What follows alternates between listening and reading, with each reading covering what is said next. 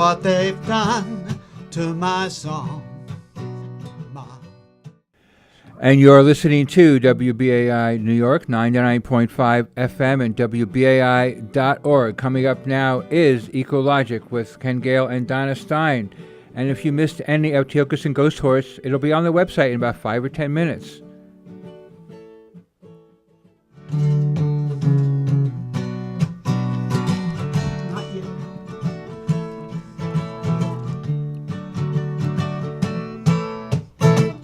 Look what they've done to my song, Mom. Look what they've done to my song. It was the only thing I could do half right. It's coming out all wrong, Mom. Look what they've done to my song. Look what they've done to my land, Mom.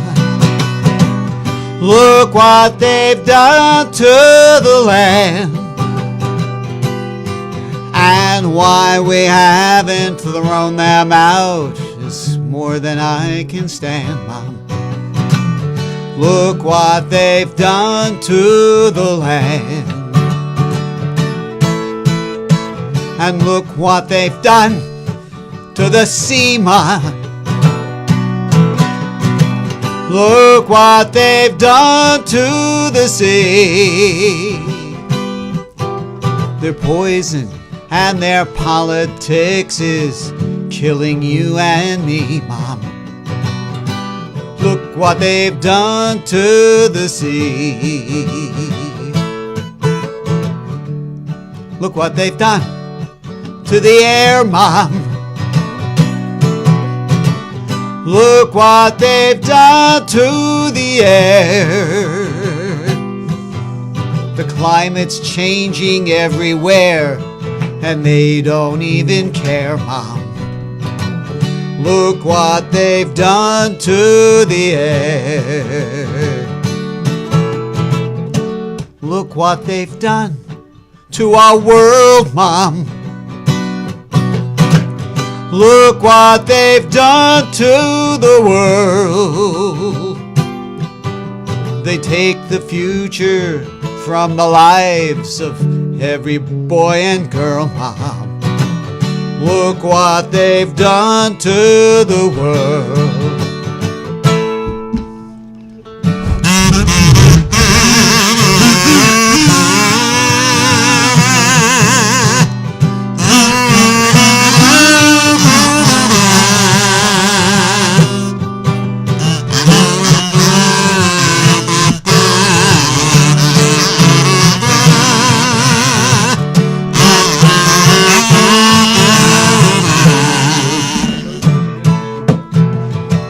Look what we've done with this song, Mom. Look what we've done with this song. We can have our rights when we right the wrongs. They've been going on too long, Mom. Look what we've done with this song. We can have our rights when we right the wrongs. They've been going on too long. Look what we've done with this song. Look what we've done with this song.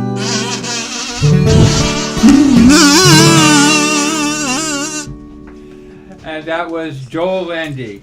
And on kazoo, Max Schmid and Donna Stein. Woo! And Joel. And so we talked about a 30th anniversary, and now is a 40th anniversary. And we have some guests on the line, and I'll have them introduce themselves so you have a voice to go with the name. How you doing out there? Great. And who are we talking to? Well, I'm supposed to be the third one to introduce myself. It's Diane D'Arrigo. I'm Radioactive Waste Project Director at Nuclear Information and Resource Service, or NIRS, in Washington, D.C. area. Anybody with you? Whoa. Oh, we're supposed to have Heidi Hutner. We were supposed to, oh boy. We were going to have people, somebody from 3 Mile Island Alert joining us. Well, I'm glad you made it, Diane. All right. I guess I can talk all I want. Yeah. Now, NIRS, What about the person from Japan? yeah, there's. I'm really disappointed about the people who couldn't be here. I'm not sure why, but Heidi Hutner, who has done a movie about 3 Mile Island, was going to be joining us. Eric Epstein from. Oh, somebody just joined us. Someone us. binged in. Who just got here? Is this Yasuyo? No, this is Heidi. I'm sorry. It's Heidi hi. Hutner. Okay, and Yasuyo Tanaka, who came over here from Fukushima for the anniversary of 3 Mile Island to tie together the Fukushima disaster and the 3 Mile Island disaster. So Heidi, introduce yourself. Hi. Excuse my voice. I'm a bit hoarse. I'm Heidi Hutner, and I'm a professor at Stonybrook University. I work on nuclear history, gender studies, environmental studies, ecofeminism. I teach and I write about these things, and I'm currently making a documentary about 3 Mile Island focused on women and gender issues. And it's called Accidents Can Happen, the Women of 3 Mile Island. And I apologize for coming on late. And can people see any of Accidents Will Happen on the web yet? Is anything up there? Yes, absolutely. We have a beautiful trailer on our website, and the website is, you can find it at accidentscanhappenthefilm.com. Accidentscanhappenthefilm.com. And on our website, you can see a 5.5-minute trailer with it's a focus on 4 women who live in the area, who resided 5 miles from the plant at the time of the accident, and it's really their story. And they became very good friends and became activists together soon after the accident. And it's about how it impacted their lives and what happened to them. And then, of course, the story comes in, the whole story, and the science and facts and politics come into it. But it's really through the lens of these 4 women who are extraordinary people. And we look at, all kinds of issues around women and silencing of women's voices in nuclear contexts. I've done a lot of work on this, and I'm very grateful to people like Cindy Folkers and Mary Olson and Arjun Makajani and what I've learned from them, and Rosalie Bertel and Helen Caldecott. And Helen Caldecott is in the film, and Jane Fonda is in the film, because a lot of the issues that these women dealt with were around how they were treated as women, and it's so interesting how these things are paralleled in other historical ways. Hey Heidi, we're gonna go around with more introductions and go more into the details in a minute. Right. And Great. Yeah. Diane, when did you join the Nuclear Information Resource Service?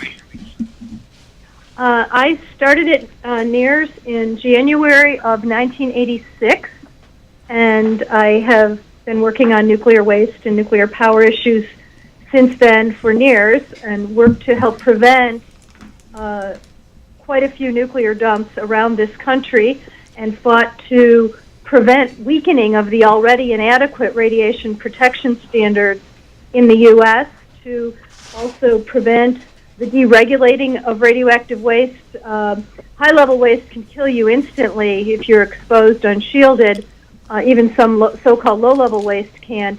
But what the industry really wants to do is pretend that a lot of it is not radioactive and release it into the marketplace, into recycling or regular trash. So these have been some of the main fights that I've been engaged on. Prior to that, I worked with the Sierra Club radioactive waste campaign in Buffalo to prevent the West Valley nuclear dump in western New York from being reopened, from incinerating nuclear waste, and And now we continue to fight to try to get it cleaned up, although I think everyone knows that there's no real way to clean up radioactivity. It gets into the air and the water and the food chain and into our genetic material. And the only real answer is to stop making it and to work to isolate it. I wrote a comic strip for the radioactive waste paper back in the early 80s about nuclear waste dumping at sea. But anyway... yes, it was called the waste paper. Yes, it was called the waste paper. Probably have that.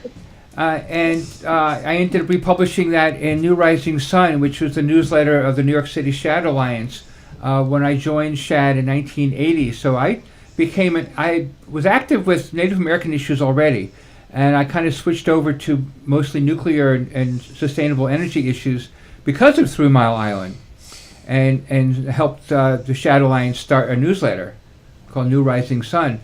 And in the second issue had an article based on, I went to a talk by Gordon MacLeod.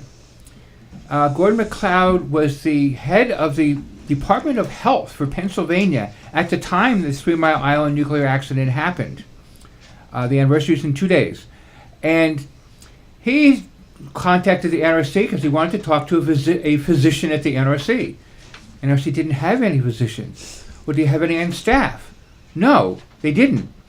And then he starts hearing them making medical decisions. And it's like, wait a minute, engineers are making medical decisions. Why don't they have medical people making medical decisions? And, I mean, he was pro-nuclear at the time.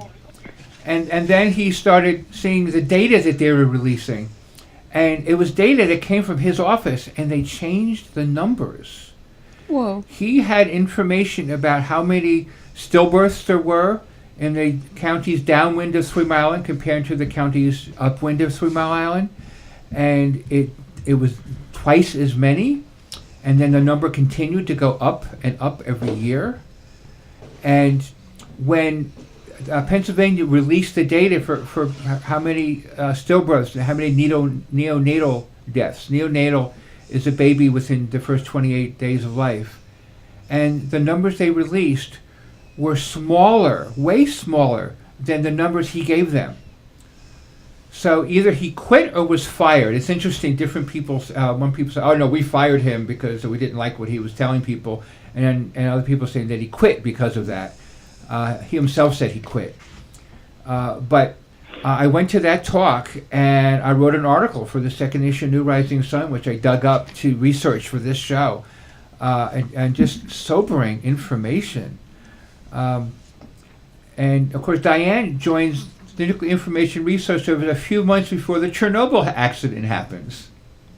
That's right. But Heidi, your angle is much more personal than a bunch of data like I just gave. Well, but I love your data, and I want to know where I want access to your article. Okay. Even though I've heard that, but I'd love to read it. Yes, my angle is extremely personal. It's based on my parents were anti-nuclear activists from the time before I was born, and they were involved with Stein in the 1950s, and my mother was a member of Women's Strike for Peace. Wow. And she was one of the 15,000 that went to Washington, D.C. and lobbied, and as those who know the story, they were successful in influencing U.S. government and putting together the Limited Test Ban Treaty, which was, putting a stop to atmospheric bomb testing, and that was signed by the UK and the USSR. So what's interesting from my perspective was that I didn't know this story, and I was already a feminist scholar and an eco-feminist scholar, but I had never heard this. And I didn't know what Women's Strike for Peace was, and I didn't know my mother was involved, and didn't find out until after her death. And that was really the moment that learning that story, that I was really concerned. I mean, I was really, I guess it ignited my interest in nuclear history and wanting to understand women's engagement with it. And so that kind of set me on this path of wanting to know what other women's stories had been silenced. And what the impact of that was, because I talked about this a lot, but the silencing of that story is significant. It's a powerful tale of women organizing and making really radical political change. And the fact that we don't know that story, most people don't know it, is significant. It's so complex, but it's so important, and it's important that we look at why that happens and how it happens, because it still happens. And it happened with Alice Stewart, in terms of silencing. She was the epidemiologist who uncovered the information that, a single X-ray to the womb doubles that child's chances of developing cancer. And that's, they were X-raying pregnant women and in the 1950s, and they didn't realize what they were doing. And she determined that it was really dangerous for these fetuses. But when her studies first showed this, she was silenced and, pushed aside and stuck in a back room at Oxford, and her work was denied. And so you can say, oh, well, look, it's so terrible that women scientists, we know they're not treated with the same respect, but it's bigger than that, because the impact of that was the harm to all those children for all of those years. And so it's really important that we and I can give more and more information on this. But Heidi, let me follow up with you on Dr. Alice Stewart from England. Sure. So yes, they tried to silence her, but in the end, Alice became internationally known, and it's because of Dr. Stewart that pregnant women are no longer given X-rays. Right. If women go to the doctor and they say, is there any chance you're pregnant? It's because of Stewart. Yeah, and so I wanted to just punch that home, that she's really made a big... Well, I have something to add to that myself. When I was in my early 20s, going to all these lectures as a brand new activist, the physicians with social responsibility were very active in nuclear issues. And a doctor who was one of the doctors who came out against Alice Stewart's work was talking about why he did, because he totally changed his mind. But what it was is he said that he was a new doctor when X-rays were first came on the scene as a diagnostic device. And this was like the panacea of diagnosis, because you can learn so much from an X-ray, and things that doctors did not know before, they now could find out. And so he refused to believe that this wonderful panacea for doctors had this horrible dark side. And he was one of the doctors, and he was like apologizing to a bunch of anti-nuclear activists that he had ever come out against Alice Stewart's work. And he realized he was wrong and joined PSR in the 60s to kind of try to undo what little bit harm he had done. Right. And no, I agree. It's really important to point out that she's truly a hero in what she did. But I'm just saying, in the moments where she was silenced, it's not just that it was harmful to her as a female scientist, but that impact damaged, harmed many, many children who, as long as that wasn't recognized, we didn't stop X-raying pregnant women. So it's important that we look at this. And there's a lot of, we know the gender example of Mary Olson's work. It's now in the treaty, the UN treaty to abolish nuclear weapons that was signed in 2017. And it's in the preamble about how women and children are most adverse impacted by exposure to radiation. And we need to know that, because we need that to be acknowledged, and we need to look at it in the workplace, a place where women and children are exposed, and we say, well, quote unquote acceptable limits, those are based on an adult male body. Heidi, do we know what the effects were? Are there any examples of the children and how they were affected? Where specifically? Well, for one thing, from the X-rays of pregnant women, was it stillbirths, or were there actual physical malalignments? There were higher cancer rates. There was a lot of leukemia, but there were cancers, definitely cancers. Okay, and that? Yeah, that was the reason that was why she did the study. There was increase in childhood cancers, and they didn't understand why. Do you have her famous question was, Do you have a link to that we can put on the ecologic page? I can give it to you, not this second. No, no, we don't. No, nobody remembers websites. Right. So if I could, Hold on a minute. You're listening to Ecologic on WBAI New York, 99.5 FM and WBAI.org, and we are talking about the 3 Mile Island 40th anniversary of that nuclear disaster. I'm Ken Gale. And I'm Donna Stein. I'm Joel Landry. And on the phone we have... Heidi Hutner. Diane D'Arrigo with Nuclear Information and Resource Service. And I was going to, since it's my colleague, Mary Olson at Nuclear Information and Resource Service, and she also has just begun a new project called GRIP, a Gender Radiation Impact Project. Yes. It's, anyway, what Mary did, the National Academy of Sciences, every 10 or 20 years, does an analysis of the impacts of radiation of gamma radiation on humans, on men particularly. However, they put out the biological effects of ionizing radiation reports, and over the years they looked at the estimated doses and the numbers of cancers. There was a conscientious decision made by the nuclear establishment early on to only look at cancer, even though radiation causes reduced immunity and heart disease and many other health impacts, all kinds of autoimmune. So by only choosing cancer to look at, they eliminated a vast amount of impact from radiation. And then they proceeded to really only look at what is the impact, as Heidi just said, on the male body.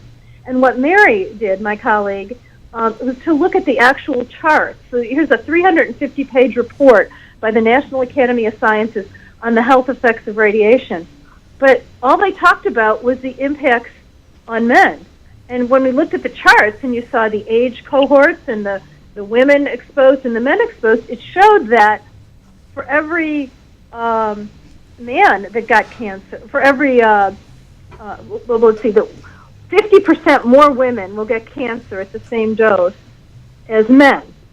And so, and then for children, it's even higher, and baby girls are the most exposed. So the regulations in this country were really developed to deal with so that workers in the nuclear establishment, in the nuclear weapons and nuclear power complex would not drop dead at work, or that the industries could not be blamed for the cancers and the health effects that they got. So they were basically focused on the male workers and the male workforce in their 20s and 30s.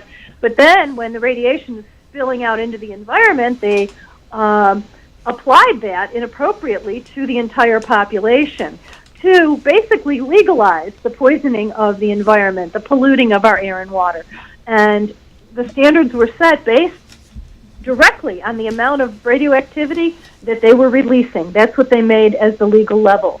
There's a great book by Catherine Caulfield that shows the development of radiation standards in this country, and that's one of the things that she shows, is that the standards are not developed to protect us biologically. So at 3 Mile Island, 40 years ago tomorrow, there are all kinds of estimates about how much radioactivity was released. The Nuclear Regulatory Commission has the lowest estimate of 10 million curies. Arnie Gunderson and other more independent scientists have estimated 150 million curies. Well, each curie is 37 billion disintegrations per second, and each of those disintegrations could potentially initiate a cancer. So the amount of radioactivity is enormous that was released. And the government estimated that 10 million release before they even knew that a meltdown took place.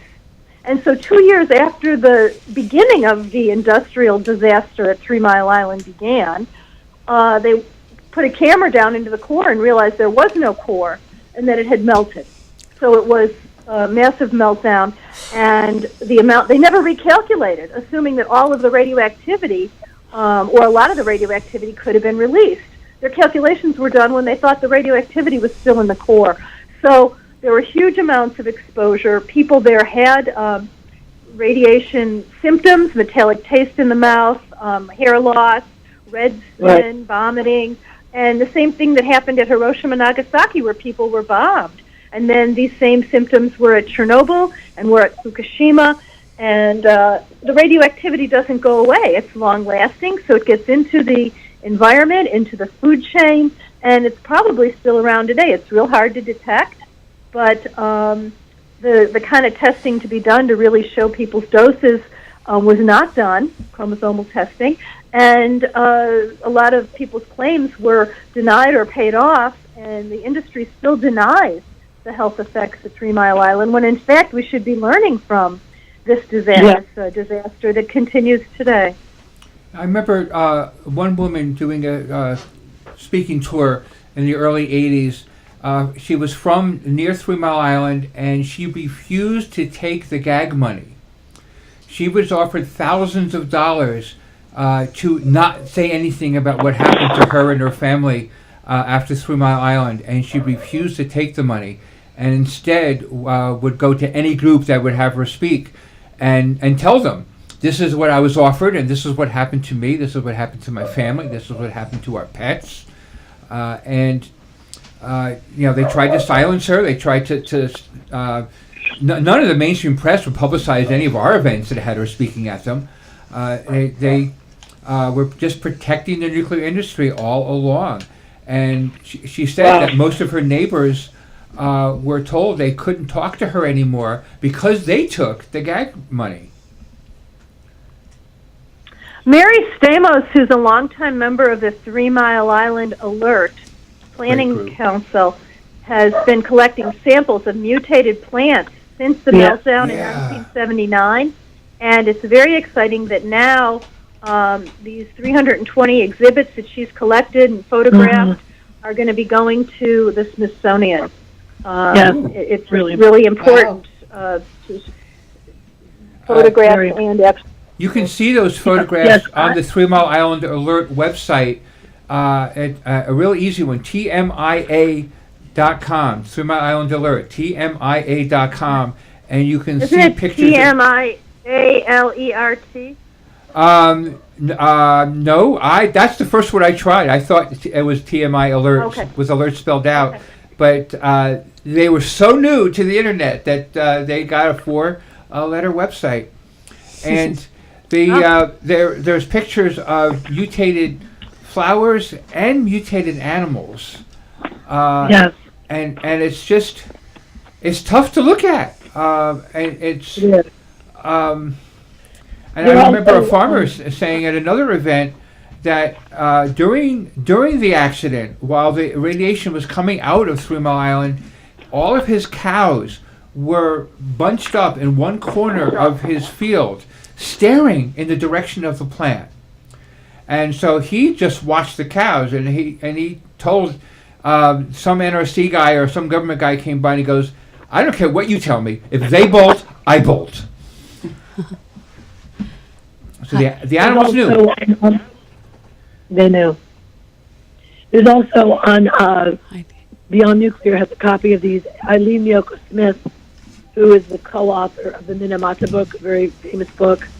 She and her husband at the time went to 3 Mile Island a few years after the accident. And they went just to her husband was a professor, I believe he was a historian, and they went to just sort of see what was happening there. And they interviewed people, and as they interviewed, they realized that what they were hearing was very different than what was being reported in the news. There's something like 250 interviews that she did that you can read on the Beyond Nuclear site, and they're astounding. There's many farmers and individuals who live there, and animals dying, and metallic taste in the mouth, hair falling out, and people actually collapsing and having very strange symptoms, and just things you never heard or hear currently in the mainstream news about what people actually experience there. And I've interviewed a lot of people, and I've heard similar things. And now the people I interview multi-generational cancers, not just the parents, but the grandparent, the parent, and now grandchildren.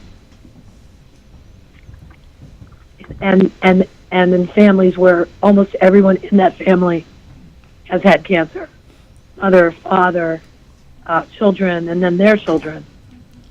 It's really frightening. And of course, you can't make that direct correlation, although they're beginning to be able to see that with Dr. Goldenberg's study at Hershey, which is just for this, it's showing a way that we can see potentially in the future, with more science, more money, more funding, that cancer actually has markers that connect it to radiation exposure. But we don't have enough of that yet to make, that kind of exact determination. I went to a lecture about the BEAR 3 report. Now we're on BEAR 7. BEAR stands for Biological Effects of Ionizing Radiation, where they put nuclear physicists and medical doctors together to talk about the effects of radiation on people. And one of them said that we have a lot of data on the effects of radiation on people from Hiroshima and Nagasaki, and yet they still felt it necessary to expose platoons of soldiers in the American West. And he also mentioned that the latency period of leukemia is about 2 years. The leukemia started to increase in Hiroshima in 1947, and those latency latency when it takes long for a cancer to develop, are a great excuse the nuclear industry uses to say, oh, nobody died from our stuff. They would have gotten cancer anyway. And there is so much statistical I'm really glad to hear about that study where they can trace radioactive markers, because we can certainly trace them in other ways. The shock and awe radioactive ammunition they use, we can trace that. So why can't they trace it in cancer? I can't wait for that study to come out. What else do we have? I really wish Eric was here from 3 Mile Island Alert, or Yasuyo from Fukushima. Well, I think what's important is that we are facing more nuclear power right now. One would think that after 3 Mile Island and after Chernobyl and after Fukushima, that we would not be wanting to make this same mistake again. And yet, there are some people who are advocating nuclear, and I know the nuclear industry likes to say that they're helping with climate change, but in fact, we can recognize that climate change is one of the biggest threats to our survival. And nuclear power actually makes climate change worse. And that's really important for finding the real solutions to climate change. Although nuclear power doesn't give off as much of the carbon dioxide, it gives off radioactive carbon, but it gives off less than the other extractive fossil fuel industries, but it steals the resources that are needed to replace the extractive industries and to really solve climate change. We peaked in the U.S. There's about 400 plus nuclear reactors around the world. And the U.S. peaked with 118 reactors in 1990. That was down to 104 in the year 2000, and now we're down to 98 with 2 expected to close this year. 3 Mile Island 1. It was 3 Mile Island 2, the newer one that melted down in 1979. So 3 Mile Island 1 is scheduled to close this year, and then the Pilgrim reactor up near Boston on the Cape is also supposed to close this year. There are numerous reactors that will be closing in the years to come, and they should. Many have had licenses extended. They've been operating too long already. They routinely give off radioactivity and make waste. But the nuclear industry doesn't want to give up on these cash cows, and they're extracting huge bailouts, huge subsidies to keep the old decrepit reactors running. New York and Illinois have already approved a massive $7.6 billion to the nuclear industry to keep 4 reactors running in New York longer than they should. Which we all pay for. Yep, and Illinois gave us in the $3+ billion range bailout for several reactors 2 years ago, and now they are considering another huge bailout for 6 more reactors. In Ohio, in Pennsylvania, there are threats of taxpayers and ratepayers bailing out, keeping old reactors continuing to run when they shouldn't, and a fraction of this amount of money would be needed to really move into replacing fossil fuels with renewables and efficiency. So nuclear power is making climate change worse by stealing the resources needed, by delaying the answers, and by also keeping us tied into the baseload, the big baseload way of providing electricity, when in fact renewables that are more agile and able to come and go as needed in the grid would be more efficient and effective. I remember hearing that it about 2% of the energy out of a nuclear plant is used to keep the waste cool so that it doesn't explode. So they're wasting the energy by what they do, and of course, after hundreds of years after the plant closes, they're still going to need energy to keep the waste cool. And who's going to be around to see if that happens? But the fossil fuel footprint of hundreds of years of keeping the waste cool, even activists don't quantify that, because how can you quantify hundreds of years of this? Yeah, the waste is in water-filled pools, and what they were especially afraid of during the Fukushima beginning of that accident was that not only were the reactors exploding and the radioactivity being dispersed, but the fuel pools have waste from all the previous operation of the reactors, and if those were to lose their coolant, then even more radioactivity would have been released. And that's a danger in this country with the fuel pools, and then they move the fuel out of the pools. This is irradiated fuel from the core of reactors. It's millions of times hotter when it comes out of the core after a few years of the uranium atoms being split. And it comes out of the core millions of times more radioactive. Immediate lethal dose, if unshielded, needs to be under water-cooled pools to shield the radiation and the heat. And then after, depending on how hot it is, a few years or sometimes even more than 10 years it's needed to cool, it can go into dry storage. Well, the dry storage containers, the casks, they're not designed to last as long as the radioactivity. So they'll need to be, down the pike, recontainerization. And if we ever get a permanent repository, then they'll have to be recontainerized to comply with whatever, to be compatible with the design of the disposal site, and moving the waste on roads and rails. The Department of Energy, the nuclear industry, and the Nuclear Regulatory Commission are all expecting that the American public is going to accept literally 10,000 to 15,000 shipments on roads, rails, barges, and waterways of this deadly irradiated fuel to a supposedly interim site. There are 2 sites now targeted, one in Texas, one in New Mexico. The companies are illegally applying for licenses to temporarily store the waste. So they basically are going to build a centralized storage place. One is an above-ground pad, and one is a shallow bunch of holes in the ground. And the idea is to take this fuel from the reactors around the country. There's 80 different sites, and as I said, there were over time 114 reactors, and ship it. And it will take 40 years for these shipments. And each of these shipments is enormous. It's way heavier than the roads and rails are designed to capacitate.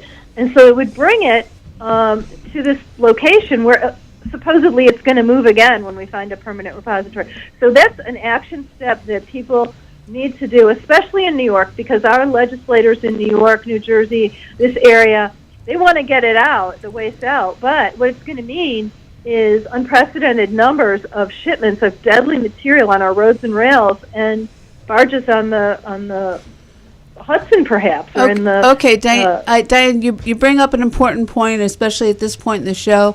We need to give people knowledge about what they can do. You said we need to contact our legislators. Give us some action moves.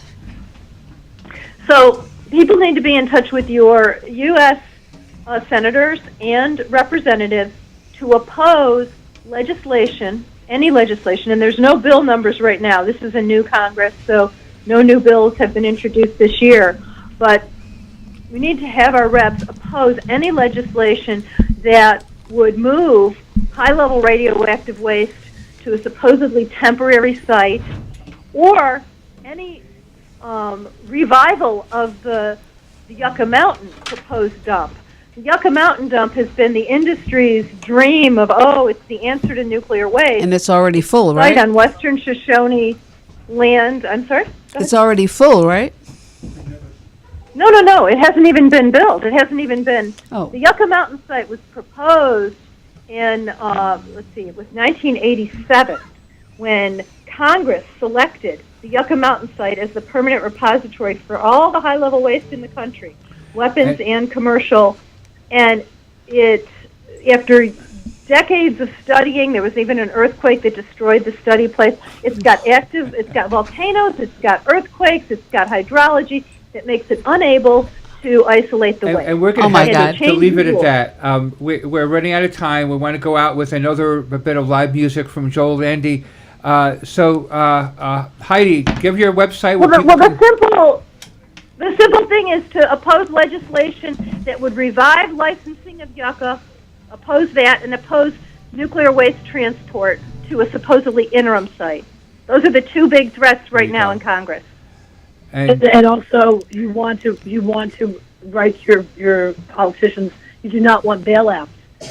Many of our states have bailout issues. I know we're fighting. Contact all your state legislators for to stop bailouts. Legislative. So the NIRS, the New York Nuclear Information Resource Service website is NIRS.org. Real simple one, NIRS.org. Wonderful site with an incredible amount of information and regularly updated. And Heidi, what is the website for your movie? So for my film, I love everyone to come take a look. Donate if you are able. We are still in production and still need help to finish the film. We are at accidentscanhappenthefilm.com. The footage is beautiful. Our team is super professional. We have people working in the film industry. Jane Fonda's in it. Alan Caldicott's in it. Lots of Alec Baldwin will be in it. We have really great scientists we've interviewed and are part of it. And it's a very powerful personal narrative about four moms who lived through the accident and how their lives were changed. Well, thank you very much for being on Ecologic, and I realize we have enough information to go another hour, but our hour is up. So thank you very much. Thank you, Diane and Thank Heidi. Thank you.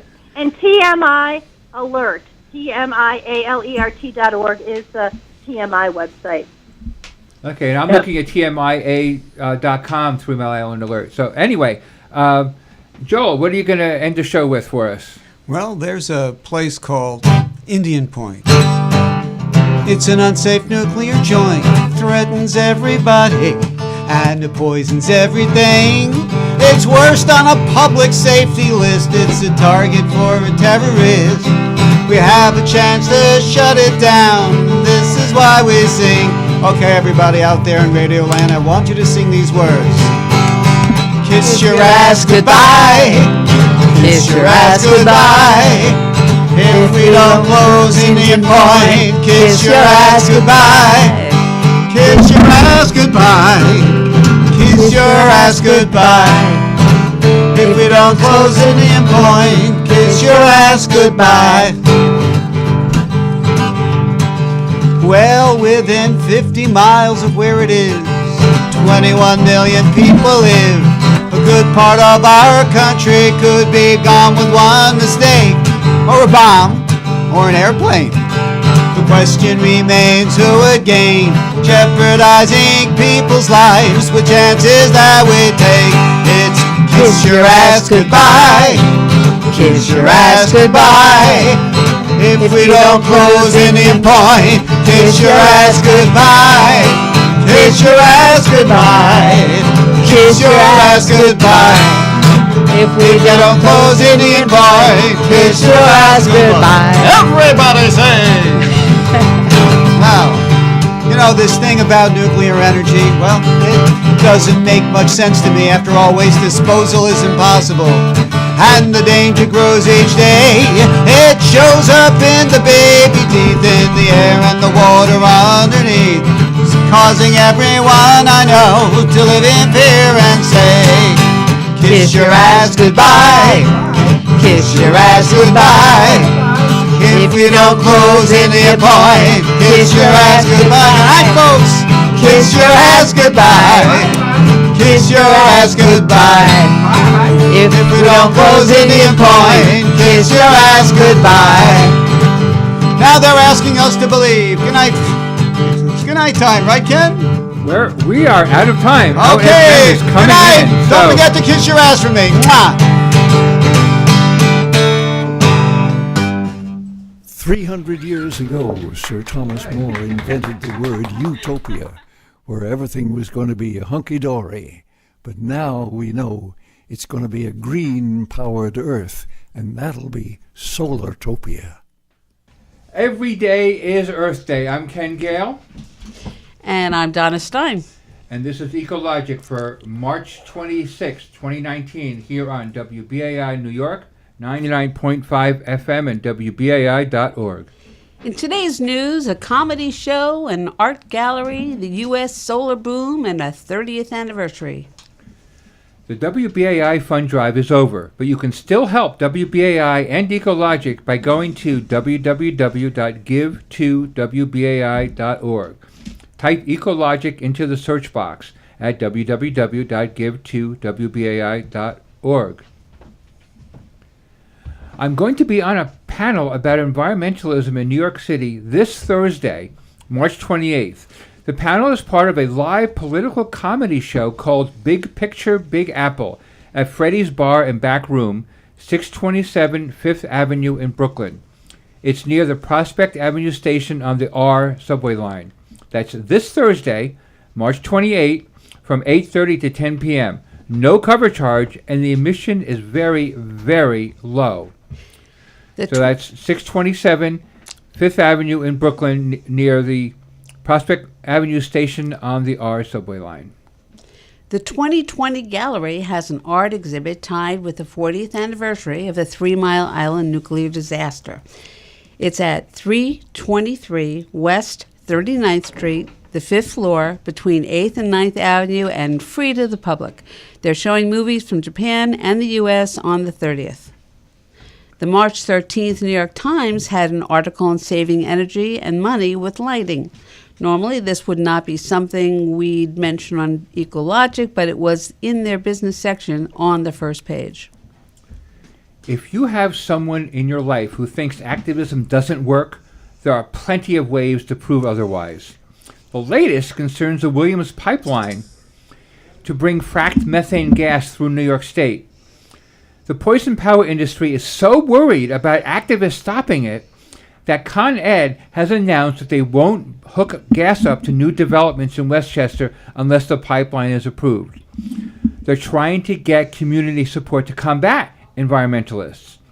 Methane usage is shrinking through conservation and efficiency. Plus, there's a glut of methane due to all that fracking. So Con Ed is just grandstanding.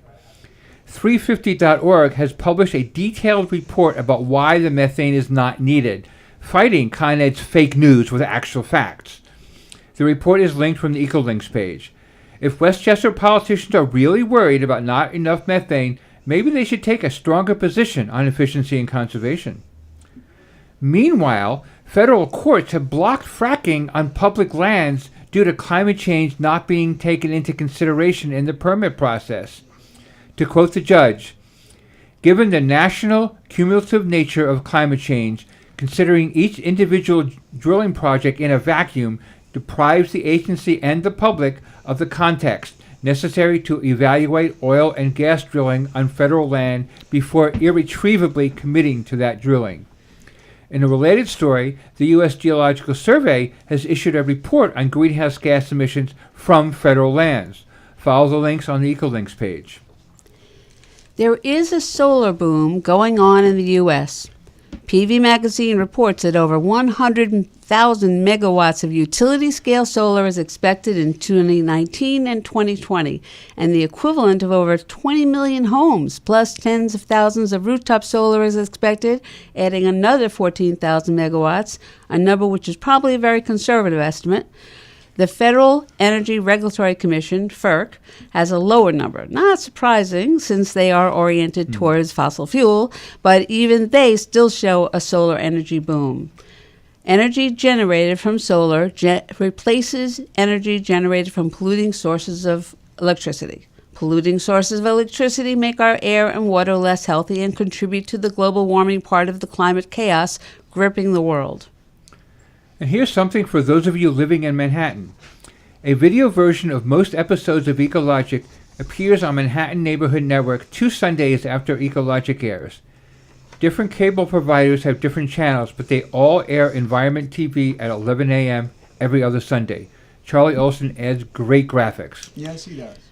While today's show is centered on the 40th anniversary of the awful 3 Mile Island nuclear disaster in Pennsylvania, we don't want to ignore this past Sunday's 30th anniversary of the Exxon Valdez oil spill in Alaska, which spilled nearly 11 million gallons of oil, killing hundreds of thousands of birds and fish, and destroying the livelihood of all local fishing, commercial fishing, to this day.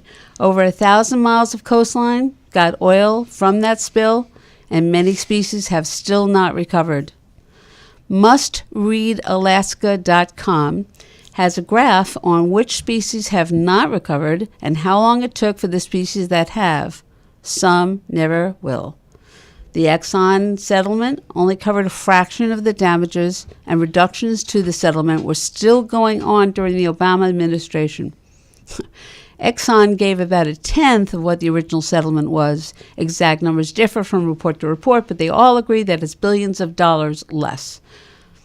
Now, there's some good things that came out of the oil spill, hard to imagine, but yes, such as learning just how long recovery from a disaster like that takes, the Alaska and Washington state laws requiring double-hull tankers in their waters, laws requiring escort tugboats for tankers, improved recovery techniques, and probably most important, an Alaskan Citizens Advisory Committee. Canada hasn't responded as well, and it hasn't stopped all oil spills from happening, but there are quite a few examples of double hulls preventing an oil spill. That's great. A Seattle Times story on the anniversary mentioned a double-hulled Iranian tanker crashing into a freighter in the South China Sea and exploding, and oil rigs still leak, of course, which is why there is not much of a beach industry in Louisiana compared to, say, New Jersey. Some Louisiana environmentalists told us on Ecologic that there is an oil spill in the Gulf of Mexico just about every 2 weeks. It's interesting that almost none of the big green organizations are marking either the Exxon Valdez or 3 Mile Island anniversaries, even though those working on similar issues. These anniversaries remind us that our addiction to fossil fuels has to end. Renewable sources of energy have to be substituted. And most importantly, our building codes need to be fixed to stop the waste of energy. Passive house building techniques have proved that typical construction wastes about 90% of the energy that we buy to go into them. It's all connected. Look up Passive House on YouTube or a search engine. There are many links to this story on the EcoLinks page, including an hour-long Alaskan radio show. The Ecologic Collective is scheduled to do an Earth Day show from 10 a.m. to noon on Monday, April 22nd. Ecologic has been on the air since 2002, and this will only be our second Earth Day special. Join us on Father's Day weekend when WBAI once again serves as the media partner for the Great Hudson River Revival. This year's Clearwater Festival will be better than ever as we celebrate their 5,100th year. That's 50 years of sailing the sloop and the 100th birthday anniversary of Clearwater's founder, Pete Seeger. We'll be broadcasting directly from the festival. WBAI will be broadcasting directly from the festival in Croton Point Park on both Saturday and Sunday, June 15th and 16th. If you call and if you go online right away, we have a limited number of discount tickets available courtesy of WBAI. That's www.give2wbai.org. If you miss any WBAI show, it'll be on the WBAI.org archives 5 or 10 minutes after the show ends. To read the full articles we summarized on any episode of Ecologic from the past few years, I link to all those articles on the EcoLinks page of the Ecologic website, www.ecoradio.org. Our Facebook page is WBAI Ecologic, no spaces or dashes, WBAI Ecologic, and please click like. For more environmental news, go to theenvironmenttv.com, biologicaldiversity.org, or ecowatch.com. You can find past episodes of Ecologic on many different websites. They all have different shows for you to listen to or watch. The WBAI.org archives, theenvironmenttv.com, and my own personal archives. There's a direct link to all of those shows on the past guest page. www.ecoradio.org is the main Ecologic page and will get you to the past guest page, the EcoLinks page, and the archives. ecoradio.org, ECO Radio. When your air or water is clean, thank an environmentalist. If not, become one. Enough said.